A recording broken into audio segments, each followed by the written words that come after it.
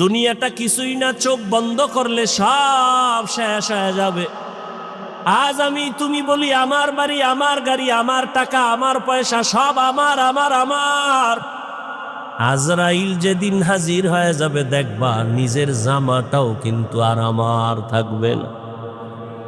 আমার জামা, আমার গেঞ্জিগুলো বেলেট দিয়া কেটে কেটে রেখে দিবে তোমার আমার সন্তানেরা। আমার হাতের ঘড়িটা আর একজনের হাতে দিয়া বলবে এটা আমার। আমার মোবাইলটা আর আমার থাকবে না, আর একজনের মালিক হয়ে বলবে এটা আমার মোবাইল। আমাকে 3টা কাফনে পেঁচাইয়া ঘর থেকে বিদায় করে দিবে।